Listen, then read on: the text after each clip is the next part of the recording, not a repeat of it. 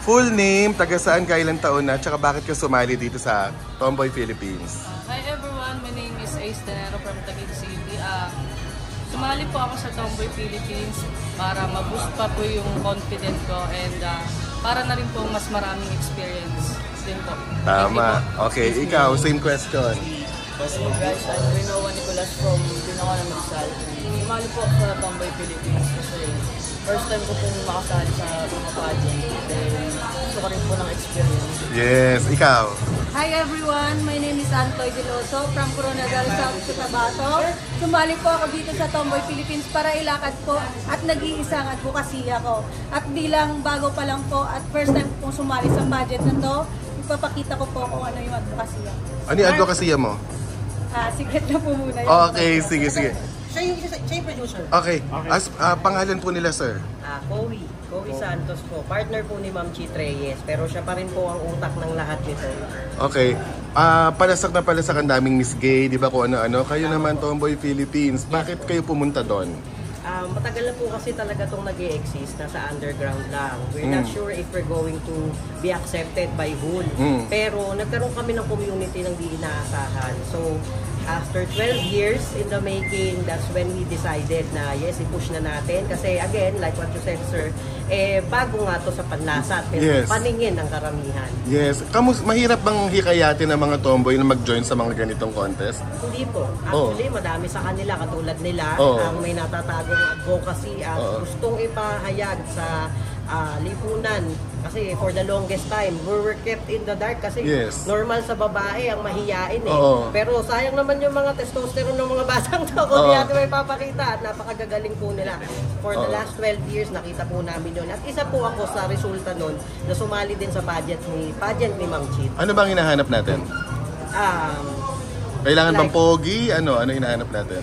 Siyempre po, pag-aharap tayo sa tao, karaniwan na kukunin natin para makita ng karamihan na siyempre kailangan pogi, matangkad, at siyempre meron ito. Kasi isa talaga yun sa tinitignan naming factor nung nagpa-audition kami. Okay, ano ang premyo na makukuha ng winner? Sa ngayon po, meron po kaming secret na premyo sa kanila, pero ang alam lang po nila, 50,000 for the grand winner. 342 sa Boracay.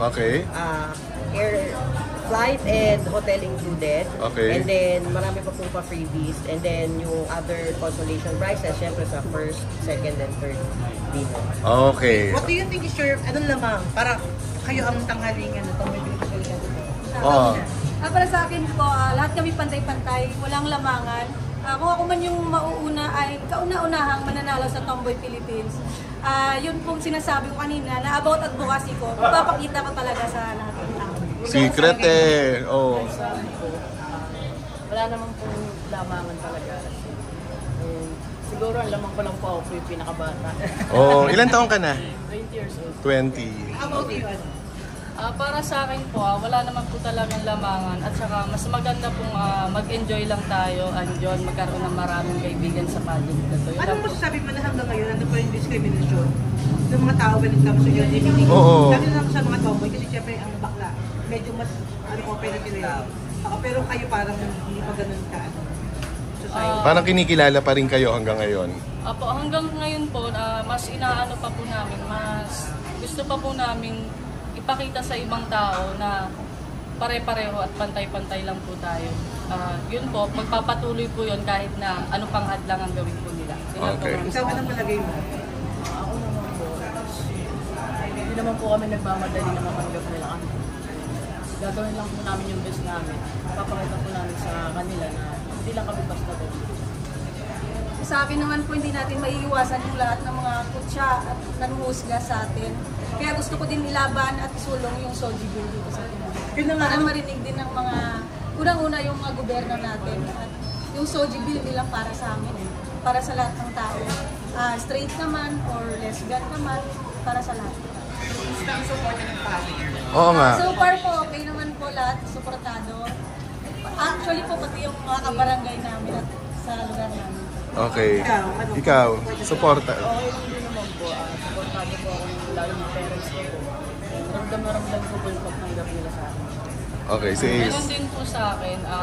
Tinutulungan din po nila ako na magkaroon ng iba pang idea para sa iba pang gagawin po naming talent, advocacy. Okay. Maraming salamat sa inyo, Tay. Okay.